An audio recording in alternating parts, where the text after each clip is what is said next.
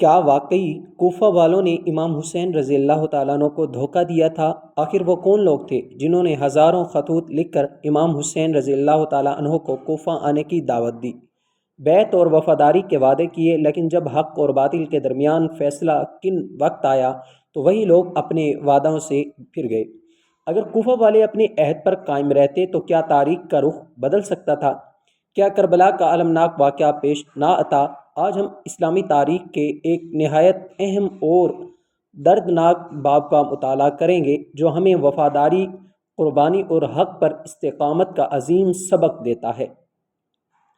السلام علیکم ورحمۃ اللہ وبرکاتہ۔ پیارے ناظرین، سن 60 ہجری کا زمانہ تھا۔ حضرت معاویہ رضی اللہ تعالی عنہ کے وصال کے بعد یزید حکمران بنا اور مختلف علاقوں سے بیعت لینے کا سلسلہ شروع ہوا۔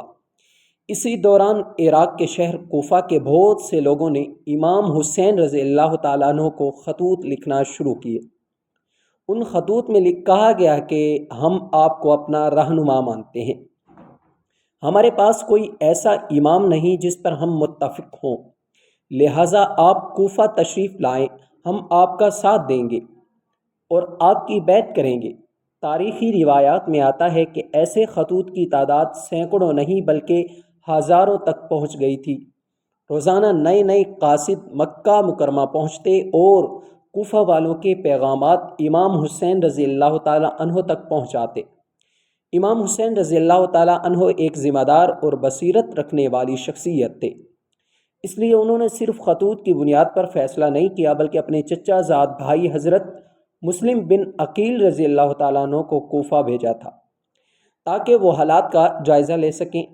حضرت مسلم بن عقیل رضی اللہ تعالیٰ عنہ جب کوفہ پہنچے تو بظاہر حالات بہت سازگار نظر آئے۔ لوگ جوک در جوک ان کے پاس آنے لگے اور امام حسین رضی اللہ تعالیٰ عنہ کی حمایت کا اعلان کرنے لگے۔ بعض روایات کے مطابق ہزاروں افراد نے حضرت مسلم بن عقیل رضی اللہ تعالیٰ عنہ کے ہاتھ پر بیعت کی۔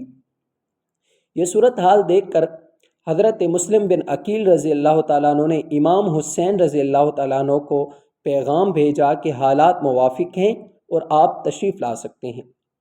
لیکن ناظرین، تاریخ کا رخ اچانک بدلنے والا تھا۔ یزید کو جب کوفہ کی صورتحال کا علم ہوا تو اس نے عبید اللہ بن زیاد کو کوفہ کا گورنر مقرر کر دیا۔ عبید اللہ بن زیاد ایک سخت مزاج اور طاقت کے استعمال پر یقین رکھنے والا شخص تھا۔ کوفہ پہنچتے ہی اس نے لوگوں کو دھمکیاں دینا شروع کر دی، قبائلی سرداروں کو اپنے ساتھ ملا لیا، بعض کو مال و دولت کا لالچ دیا اور بعض کو سزا کا خوف دلایا۔ آہستہ آہستہ وہ لوگ جو کل تک امام حسین رضی اللہ تعالیٰ عنہ کی حمایت کے دعوے کر رہے تھے، خوف اور دباؤ کا شکار ہونے لگے۔ کوفہ کی گلیوں میں جوش و خروش کم ہونے لگا اور وفاداری کے دعوے ماند پڑنے لگے۔ حضرت مسلم بن عقیل رضی اللہ تعالیٰ عنہ ایک وقت میں ہزاروں حمایتوں کے درمیان تھے، لیکن چند ہی دنوں میں صورتحال یہ ہو گئی کہ لوگ ان کا ساتھ چھوڑتے چلے گئے۔ روایت میں آتا ہے کہ ایک موقع پر جب حضرت مسلم بن عقیل رضی اللہ تعالیٰ عنہ نماز کے لیے کھڑے ہوئے تو ان کے پیچھے بڑی تعداد موجود تھی، لیکن نماز ختم ہونے تک لوگ آہستہ آہستہ منتشر ہو چکے تھے۔ آخرکار وہ تنہا رہ گئے۔ یہ لمحہ اسلامی تاریخ کے سب سے دردناک لمحات میں سے ایک تھا۔ جن لوگوں نے خطوط لکھے تھے، جنہوں نے وفاداری کے وعدے کیے تھے، انہی میں سے اکثر خوف کی وجہ سے خاموش ہو گئے۔ حضرت مسلم بن عقیل رضی اللہ تعالی عنہ کو گرفتار کر لیا گیا اور بعد ازاں شہید کر دیا گیا۔ ادھر امام حسین رضی اللہ تعالیٰ اپنے اہل خانہ، بچوں اور وفادار ساتھیوں کے ساتھ مکہ مکرمہ سے روانہ ہو چکے تھے۔ راستے میں انہیں مختلف افراد نے کوفہ کے بدلتے حالات سے آگاہ کیا، بعض نے واپس جانے کا مشورہ بھی دے دیا، لیکن امام حسین رضی اللہ تعالیٰ عنہ کا سفر محض سیاسی مقصد کے لیے نہیں تھا بلکہ اصول، حق اور امت کی اصلاح کے لیے تھا۔ جب انہیں حضرت مسلم بن عقیل رضی اللہ تعالیٰ عنہ کی شہادت کی خبر ملی تو یقیناً یہ ایک انتہائی غمناک لمحہ تھا، لیکن انہوں نے صبر اور استقامت کا مظاہرہ کیا۔ ناظرین، جب ہم کہتے ہیں کہ کوفہ والوں نے دھوکہ دیا تو اس کا مطلب یہ نہیں کہ کوفہ کا ہر فرد ایک جیسا تھا۔ تاریخ بتاتی ہے کہ کچھ لوگ امام حسین رضی اللہ تعالیٰ عنہ کے وفادار رہے، کچھ شہید ہوئے، کچھ قید کر دیے گئے، اور کچھ ایسے تھے جو مدد کرنا چاہتے تھے لیکن حالات اور خوف کی وجہ سے نہ پہنچ سکے۔ اس لیے پوری آبادی پر ایک ہی حکم لگانا درست نہیں۔ البتہ یہ حقیقت ضرور ہے کہ جن لوگوں نے بڑے بڑے دعوے کیے تھے ان میں سے اکثریت آزمائش کے وقت ثابت قدم نہ رہ سکی۔ یہی وہ سبق ہے جو کربلا ہمیں آج بھی دیتی ہے۔ حق کی حمایت صرف زبان سے نہیں ہوتی بلکہ اس کے لیے قربانی دینی پڑتی ہے۔ بہت سے لوگ سچ کو پسند کرتے ہیں لیکن جب سچ کی قیمت ادا کرنے کا وقت آتا ہے تو پیچھے ہٹ جاتے ہیں۔ امام حسین رضی اللہ تعالیٰ عنہ اور ان کے ساتھیوں نے دنیا کو دکھا دیا کہ حق پر قائم رہنے والا شخص تعداد نہیں دیکھتا، وہ صرف اللہ کی رضا دیکھتا ہے۔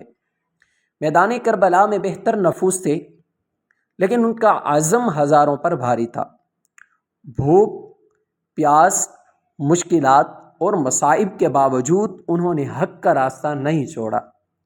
یہی وجہ ہے کہ آج 1400 سال گزرنے کے باوجود امام حسین رضی اللہ تعالیٰ عنہ کا نام عزت، احترام اور محبت کے ساتھ لیا جاتا ہے، جبکہ ظلم کی علامتیں تاریخ میں عبرت بن کر رہ گئی ہیں۔ پیارے ناظرین، اگر ہم اپنی زندگیوں پر نظر ڈالیں تو ہمیں بھی خود سے سوال کرنا چاہیے کہ کیا ہم حق کا ساتھ صرف زبان سے دیتے ہیں یا عمل سے بھی؟ کیا ہم وعدے نبھاتے ہیں؟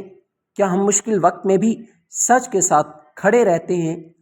کربلا صرف ایک تاریخی واقعہ نہیں بلکہ ہر دور کے انسان کے لیے ایک پیغام ہے۔